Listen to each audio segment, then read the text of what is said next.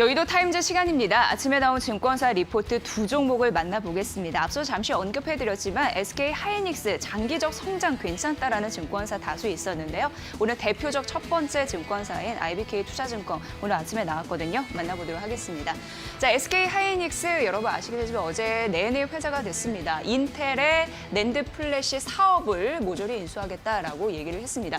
사실 이제 인텔 같은 경우에는요, 무엇보다도 반도체, 특히 이제 메모리 반도체 쪽이거든요. 가격이 하락하고 있었고 시장 경쟁도 피가 터지죠. 아주 격화되는 상황에서 여러 가지 수익성이 악화됐기 때문에 구조 조정에 대한 강도를 높이던 찰나였습니다. 그런 와중에 SK 하이닉스가 인텔의 낸드 플래시 그 사업을 모두 인수하겠다라고 했는데 그 규모가 10조 3천억 원으로 국내 M&A 이 시장 규모에서는 가장 큰 규모를 기록을 하고 있는 상황인데요. 그게 한 90억 원에 인수하겠다라는 부분이고요. 사실 SK그룹은 12년도에 SK 하이닉스를 인수를 했죠. 그리고 18년도에 도시바 메모리를 인수했습니다. 그리고 세 번째, 현재 이제 승부수를 띄우고 있다라고 보여지는데 12년, 18년도에 성공 투자했다라는 분석이 나타나기 때문에 이번에도 긍정적인 효평이 이어질 수 있을지 보셔야 될 것 같습니다. 대금 같은 경우에는 21년 말까지 70억 달러, 25년 3월에 20억을 지급하기로 했으니까 이 부분 보시면 될 것 같고요. 자, 어떤 또 경쟁력이 있을지 만나보도록 하겠습니다. 일단 이 IBK 증권사에서는 인수 금액은 적당하다라고 봐진 상황이고요. 주요 제품을 보면은 ESSD라고 해가지고 이 기업형 SSD인데 기업형 SSD 같은 경우에는 인텔은 매우 강자였습니다. 하지만 우리 SK 하이닉스는 이쪽에서 굉장히 취약해서 아픈 손가락으로 읽혔죠. 사실 SSD 이 시장에 있어서 SK 하이닉스 이 낸드 시장과 D램 시장이 굉장히 기형적이다라는 얘기를 많이 해봤는데 우선 SK 하이닉스는 D램과 낸드로 나눠지죠. 그런데 2분기만 보더라도 이 D램 같은 경우에는 시장 점유율, 그 사업 비중이 72%였고 낸드는 한 24% 사업 비중을 차지했습니다. 그런데 인텔의 이 낸드 플래시 시장을 흡수하면서 이제 D램 같은 경우에는 사업 비중이 60% 그리고 낸드 사업 비중이 40%로 변합니다. 기형적인 사업 구조에서 보다 안정적인 그런 사업 구조로 바뀐다라는 부분에 이제 긍정적이라는 부분이고요. 인텔의 여러 가지 생산 능력과 기술을 취합하게 된다면 낸드 시장의 점유율이 올라갈 것으로 예상되고 SSD, 낸드 시장에서는 SSD 영향력이 절대적이니까요. 이 경쟁력이 부각이 받으면서 지금 메모리 반도체 시장에서 1위를 차지하고 있는 게 삼성전자인데 바짝 뒷조절 가능성이 있다라고 하면서 장기적으로 봤을 때 긍정적이다라는 평가가 나타나는 겁니다. 그리고 이 인수 금액도 봤을 때 적정성을 검토했을 때 괜찮다라고 얘기를 하고 있는 상황이고요. 적정 수준이다라고 보여지고 있습니다. 자, 향후 낸드 시장 내에 입지를 강화시키겠죠. 이제 시장 점유율도 높아질 것으로 예상되니까 보면요.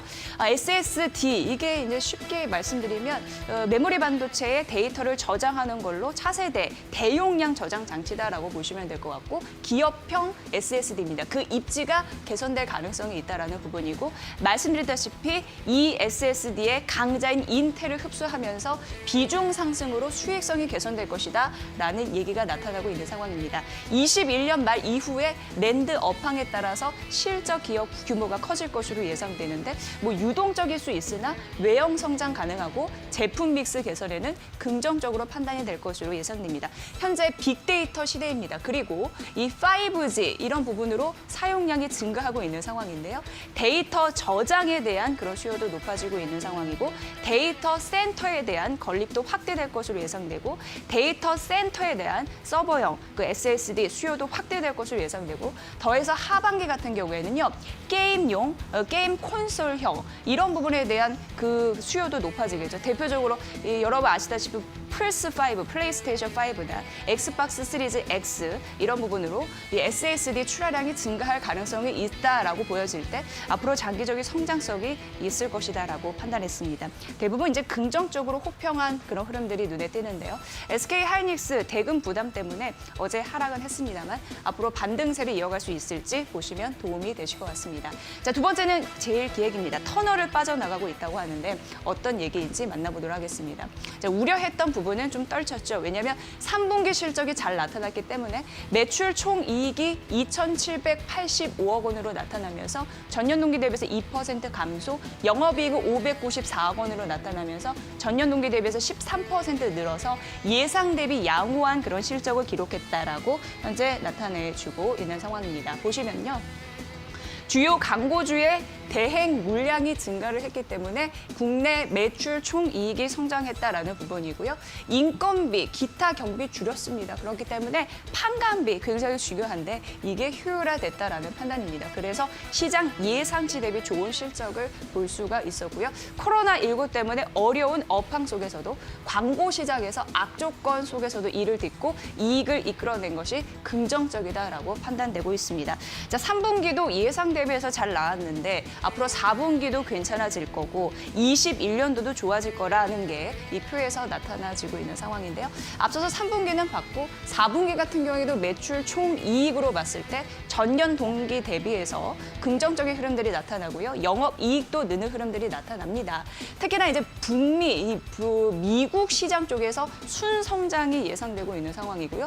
중국 같은 경우에도 역성장이 좀 감소할 것으로 그러니까 둘 다 좋은 거죠. 긍정적이고 21년도도 그런 지속 성장에 대한 가능성이 언급이 되고 있어서 앞으로 실적단에서는 문제가 없다라고 파악이 되고 있습니다. 그래서 목표 주가를 올렸습니다. 27,000원으로 상향됐는데요. 20년, 21년 영업이익 추정치를 올렸기 때문에 목표 주가를 올렸고 27,000원입니다. 국내 모두 상반기를 바닥으로 해서 디지털 광고 중심의 회복세를 보이고 있는 것으로 추정되고요. 디지털 비중이 높은 동사의 특성상 또 판관비 효율화 작업 이걸 이미 시장으로 보여줬죠. 탑라인 성장 시 레버러지가 크다라고 얘기하면서 미디어 섹터의 실적 턴어라운드 측면에서 우위에 있는 것으로 판단된다라는 게 이 증권 애널리스트의 결론이었습니다. 그래서 목표 주가 상향 소식을 알렸죠. 제1기획 실적 바닥에 터널에서 빠져나왔습니다. 그리고 SK 하이닉스 같은 경우에도 랜드 시장에서 좀 부진했는데 이 터널에서 빠져나올 것으로 예상됩니다. 동시에 긍정적인 흐름들이 포착이 되네요. 여의도 타임즈 시간이었습니다.